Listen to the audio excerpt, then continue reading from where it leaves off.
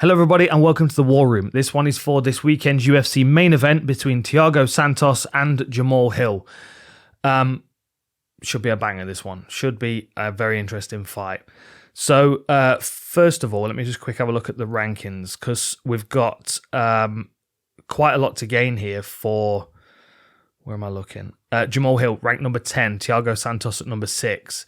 So winning this fight moves him into some very interesting fights. You know, he's fast progressing towards the top of the division, even though he's only, 12 fights into his career. Okay, so tale of the tape. So Thiago Santos is 22-10 and Jamahal Hill is 10-1 with one no contest. 2-inch height advantage for Jamahal Hill as well as a 3-inch reach advantage. And this is Southpaw v Orthodox, which I don't think works very well for Thiago Santos for a few different reasons. So, my weird little perception of Thiago Santos is that he's a lot younger than he actually is. I forget that he's 38, and I always feel like he's a developing fighter, because I feel like there are lots of areas of his game that still need developing. His striking is not particularly well versed, it's not particularly well thought out. It's very explosive and very reckless and very... You know, I mean, he has certain things that he gravitates towards. When he's in his orthodox stance, he likes to wade in with power punches, and we know that he's got hands on him. We know he can hurt people.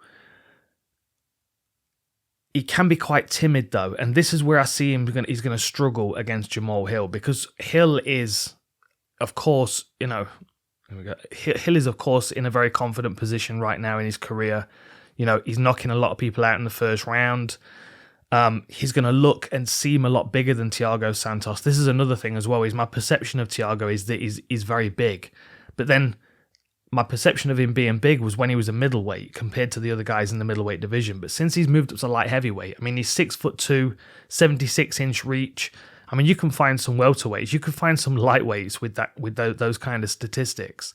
Jamahal Hill, with the 2 inches in height and the 3 inches in reach, and the way that he fights, very kind of upright and reaching with his hands, very confident, he's going to look a lot bigger. And I can see Santos falling into the same trap that we've seen in a couple of his other fights, like Ankalaev, where he's backed up against the fence and he's kind of waiting for the right opportunity to attack. The one time I was really impressed with Thiago was when he fought Jan Blachowicz, because my expectation for that fight was that he was going to become impatient and he was going to run forward and Jan was going to counter strike and keep catching him. But it actually worked the other way. You know, where they spent 10 minutes kind of trying to wait one another out, and then it was Jan that went crashing forward and Santos knocked him out with a counter punch. So if at any point Jamahal Hill starts to get overly aggressive and starts to charge forward, I think the instinctive reaction of Thiago Santos to counter back, to fire back, is a real danger for him.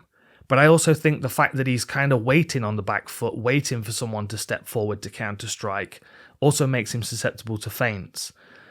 And the way that Jamahal Hill fights is like, we see some fighters take a very kind of explosive, fast cover distance, fast combination, in and out of range, and they're very kind of difficult to pin down, very difficult to reach. There are other fighters that are very reachable, but because the pace they set, people don't seem to be able to get a breath. Like the Diaz kind of style where they're right in front of you and they are just bang, bang, bang. And not every shot's a power shot, but they just keep you reeling. Like Jamahal Hill's got that ability. There's not any kind of real build-up on his shots, but their placement and their timing, their frequency is a real problem for Santos.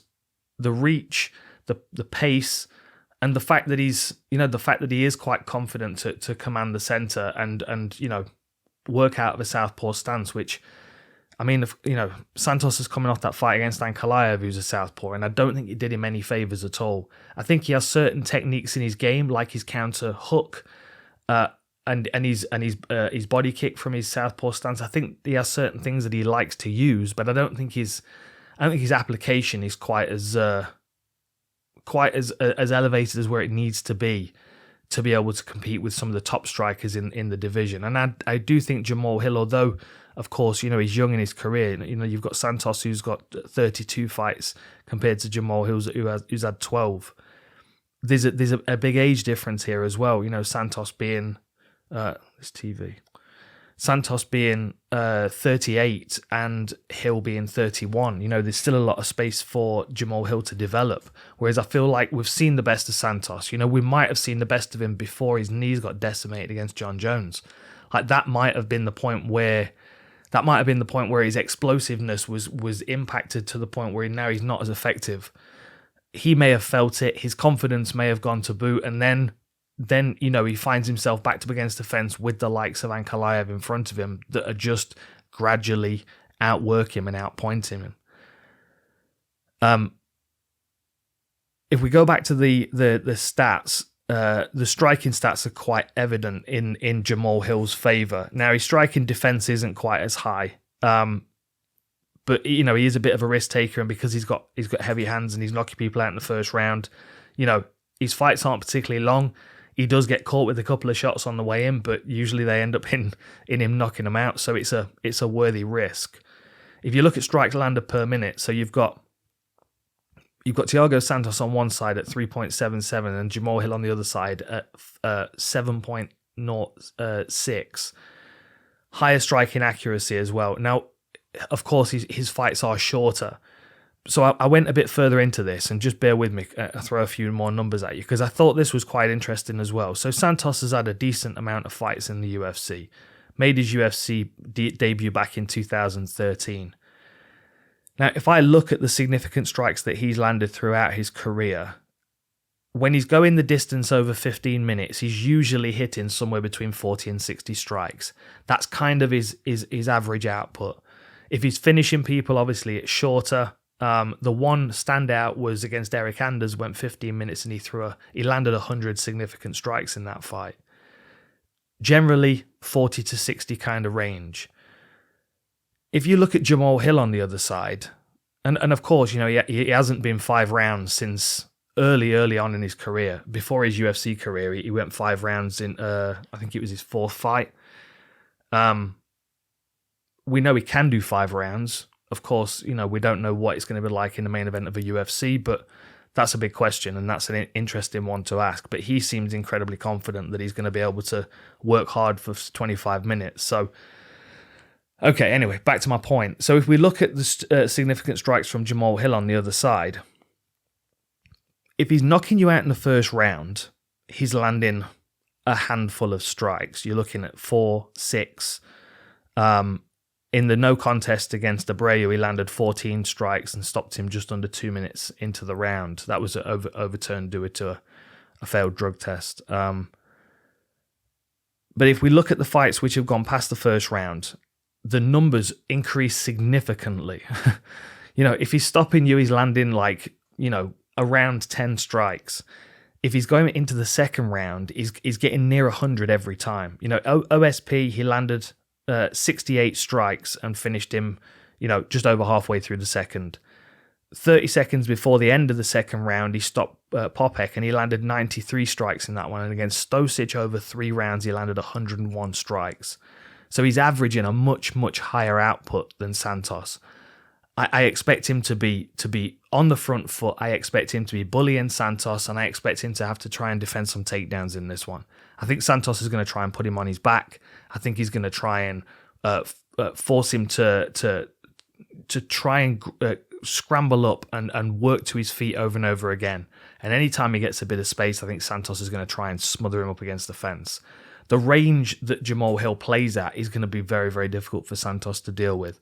And I don't know whether it's the drop-off in his career or the knee injury or what it is, but his short fuse, you're going, okay, I'm going to go first, and just goes flying at his opponents. It seems to have dropped off. And that, to me, was one of the main assets of his game, was he just had this overwhelming sprint finish. He went from like a bunch of first-round finishers earlier on in his career to then making his heavyweight debut, and then he's got a third round TKO stoppage against Anders and a second round knockout and a third round finish. It was like his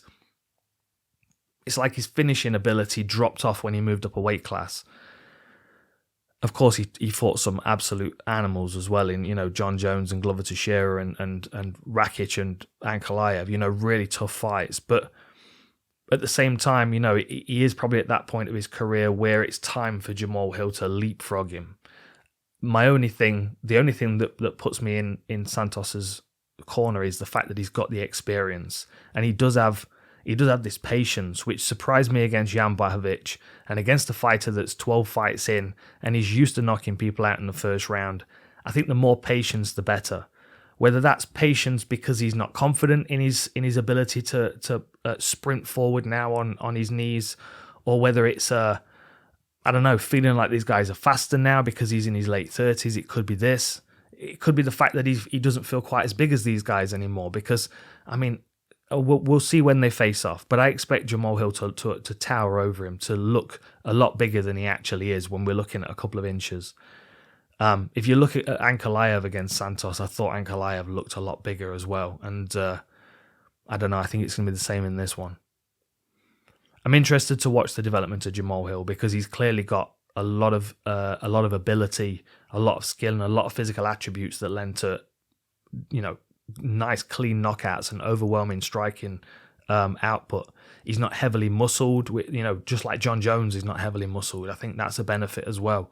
I think it takes a lot of energy to power that muscle, and I think that's why he can just kind of cruise with that ba ba ba ba, and eventually something gets through.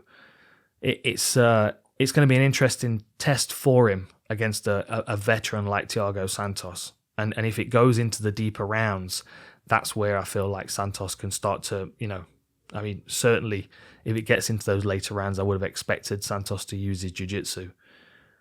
We'll see.